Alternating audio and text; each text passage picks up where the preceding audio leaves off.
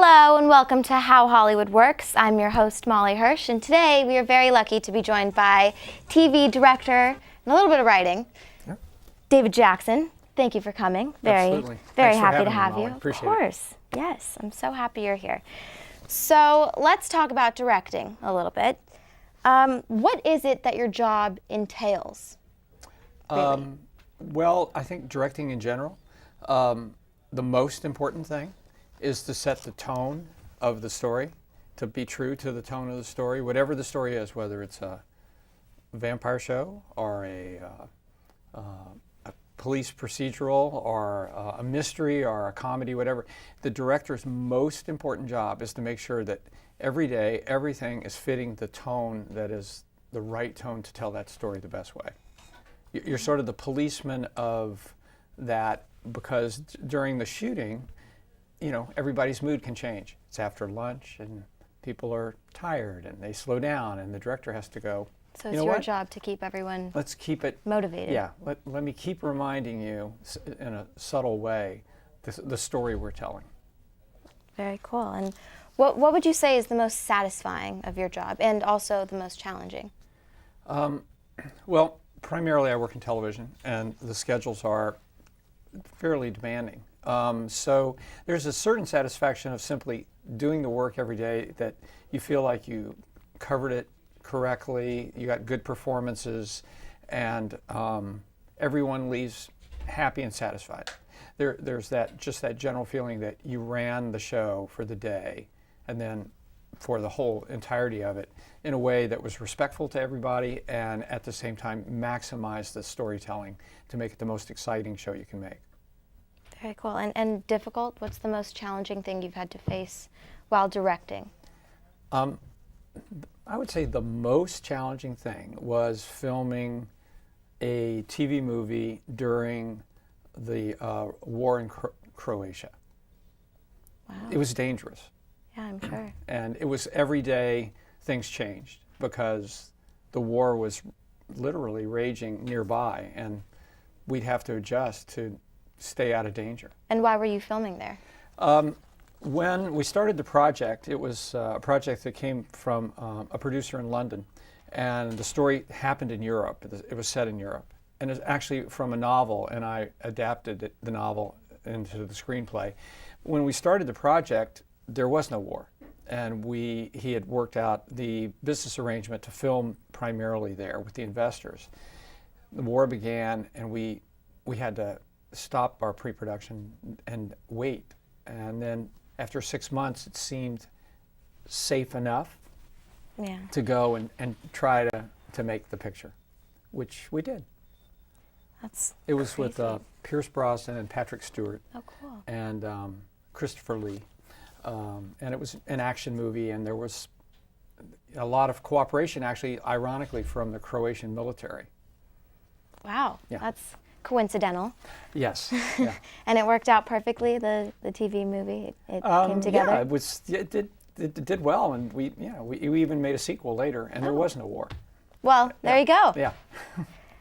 So speaking of TV film and TV episodes, you've directed many TV films as well as many TV episodes, a whole bunch. I have them all listed here. And what would you say is the difference between, from a directing standpoint, from directing a film, a TV film versus an episode? Okay, let's start with the episodes. So, of course, when you come on as a director of an episode, if the show's already been on for a while, you need to be true to the universe that has been created for that show. Those characters, they're already established. The way the story unfolds is usually in the same sort of rhythm and the same sort of value set that, the audience kind of expects a certain thing. You don't go direct an episode of Supernatural and tell it completely your way. You're telling it the way that the audience is expecting. So as a director of an episode, I'm sort of the advocate of that one episode because everyone else is there continuously. The cast is there, the producers are writing, the editors are editing, and all the crew, camera and everyone, they're there every day. And for them, it's more of a continuous flow. And for a guest director of the episode, even though you may do multiple episodes, you're the person who is the advocate for the story of that episode. So you want to make sure that, again, back to the tone, that the tone fits that episode. Because even within a series, there's little shifts in tone between episodes. Some can be scary, or some can be more about characters and their backstory or whatever. And you are the person watching out to make sure that that episode turns out just right.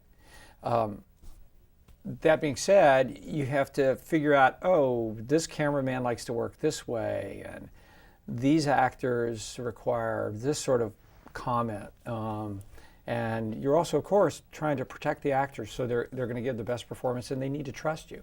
So right off the bat, in a television series, the director has to gain everyone's trust.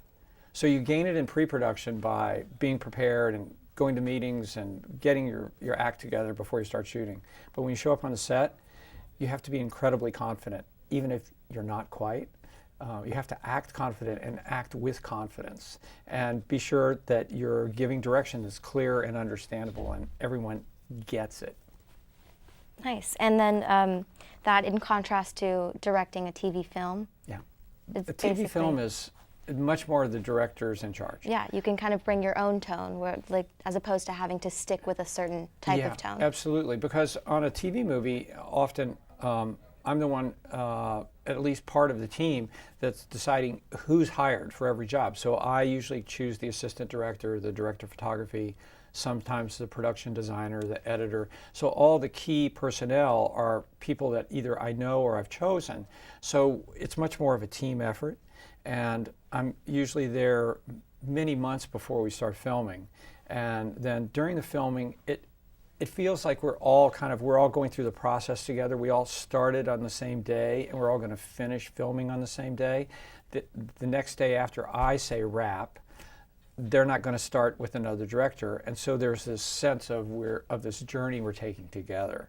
And it works that way with the actors also. So you usually get a lot closer with the actors.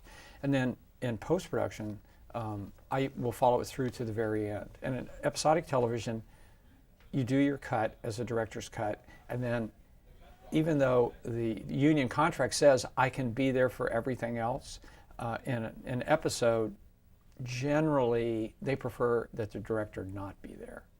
But on a TV movie, I'm in charge, so it's great. It's a lot more fun. Sounds like it. Yeah, it's a lot more fun. Okay, so what you were saying earlier about coming into a TV show, coming onto a set that's been on for a very long time. I see that you've directed a One Tree Hill, which was on the show, which was on the air for many seasons. I think I did 5, actually. So, and it's been on the air for many seasons. Yes. So when everyone on the set, the cast and the crew, has their own vision, a similar vision of the show, the same tone that they've been carrying out in each episode for however long it's been on, what do you, as a director, bring to the set that's different and has a different, like, kind of energy to... For the actors, one of the things I try to do, especially on a show like that, I was fortunate to do basically an episode a year for 5 years. So I kind of progressed as the show did, and I think I started on the first year. I think it was the first year, toward the end of the first season. I got to kind of watch the characters change. It was almost like I was going back to visit old friends, and I would come back to town, to Wilmington, North Carolina, and be like, oh, what's happened in the last year? Oh, let me find out. Well, for the actors, one of the things I feel like I can do as a director is I can remind them of little things that they may, in the sort of the pressure of every night having to go home and memorize new lines and just kind of get through their day, that I can give them a freshness and remind them of, oh, remember this, or remember that in 2 days we're going to film a scene that you haven't done yet, but in my mind it's already been visualized, and maybe they haven't really thought about it, but in the story it happened sooner. So I'll be there reminding them, oh, you actually broke up with her earlier in the episode. Just remember that, and now you're trying to get back together with her, whatever it is. So I'm kind of the constant reminder again of the story of that episode. And then with the crew, as a director, you're always trying to find an interesting shot that doesn't draw attention to itself. So you figure out, where's the energy? Where can I put energy visually in the scene and pace that is unique to me and tells the story well? And maybe they haven't done before.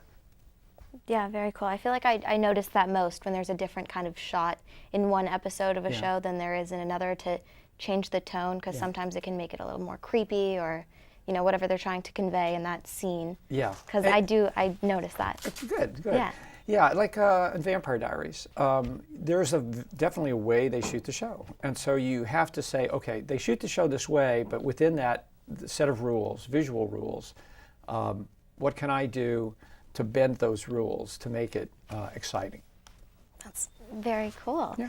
And so also, going back a little bit to the TV film, I see that you've been nominated for an award for your work on Buffalo Dreams, which was a TV film. Could you tell us a little bit about that? It was a Disney Channel movie, and it was the first time I had worked for the Disney Channel, and it was a great script. When I first read it, I thought, wow, this is such a good story. It was about a teenage boy whose family moves from the city to near an Indian reservation, and he gets involved in the culture, and there's a lot of mountain biking in it, and racing, and real buffalo, and it was just, for me, because I like riding mountain bikes. I ride them with your dad. It was like a perfect script for me, because I really enjoy the outdoors and camping, and it was one of these movies that was almost like shooting a Western. We shot almost the entire movie either on state park land or some sort of animal preserve land. We shot with 700 buffalo.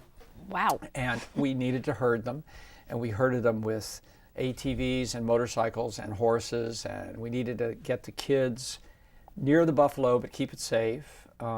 We needed to stage some mountain bike races that were down thousands of feet of elevation in the mountains.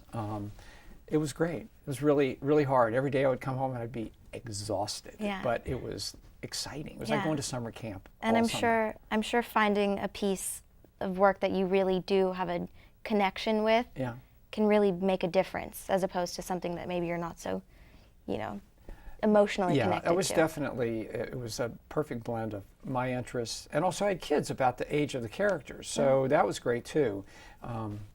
There's a scene in the movie where in the story, the kids would jump off a waterfall in a sort of this hidden river that they hike to, and so we couldn't actually have them jump off a real waterfall that was that high. It was too dangerous, so we had to create the scene. So part of it, we built a waterfall set at a public swimming pool, and it was a 35-foot platform to drop off of.